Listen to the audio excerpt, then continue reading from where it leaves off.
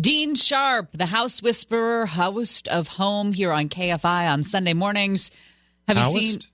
What did I say? Kind of howist. I'm a howist of Home. Yeah. Did I say howist? A little bit. Oh.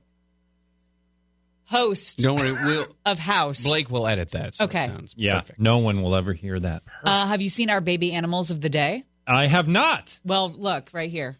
Feast your eyes on those little morsels. Are those burros? No, it says right here. Oh, they're donkeys. Baby donkeys. Well, the same. They're like baby burros. Baby burros. Burros are the same as donkeys? Yeah. Yes. Which is also the same as an ass. Got it. Old world. Put me in my place. HR. Me too. Too soon? All right. Was it too soon?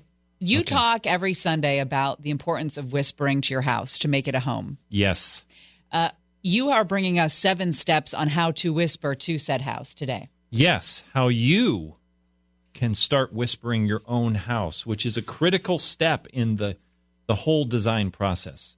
A lot of folks think, I'm just going to hire somebody to figure that out. And when I get hired to help people figure that out, they don't realize that they're about to be sat down for long interviews. It's like a therapy session. It really is. You go to a therapist and you think, oh, they'll fix all my problems. But what really happens is they make you fix all your problems. They draw it out. Right. They draw and usually not by giving you the answers, but by asking all the right questions. And that's what we're talking about. The holidays, they put a tremendous amount of pressure on our homes. And not a lot of people right now are diving into a remodel.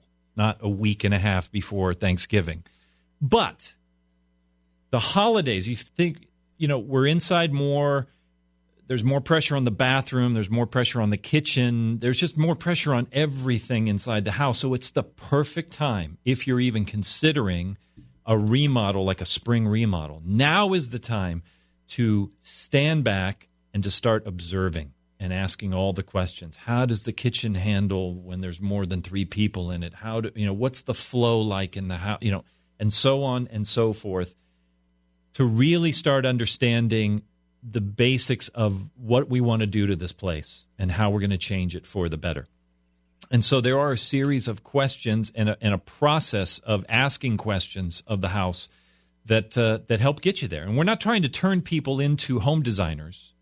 But what we're trying to do is get you in a place where you're ready to collaborate with a creative and that you know what you need and you know what the right ideas are when they're presented to you and what the wrong ideas are because you've asked the hard questions. Well, are you talking about things like adding walls, taking out walls, or are you talking about more cosmetic stuff, changing refacing your cabinets or redoing your floor? I'm talking about any of it. Any of it. Any of it. Because any of it, whether it's completely superficial or, if we were to use the analogy of a person, right, there's everything from reconstructive plastic surgery to, what color lipstick you're going to get.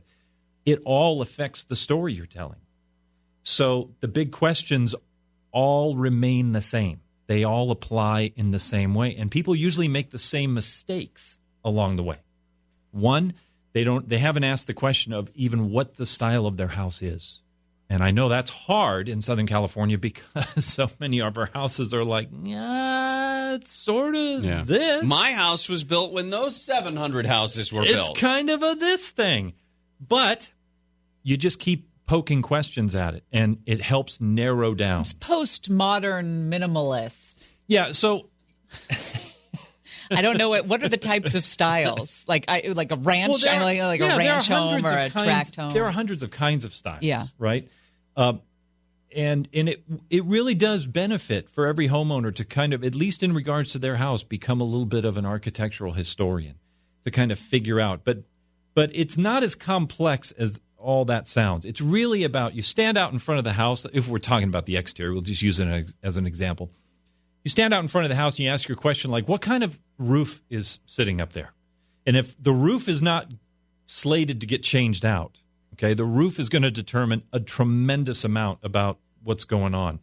A Spanish-style house usually doesn't have flat roof tiles or a composition roof shingles. It's going to have Spanish tiles. S-tiles are authentic Spanish tiles.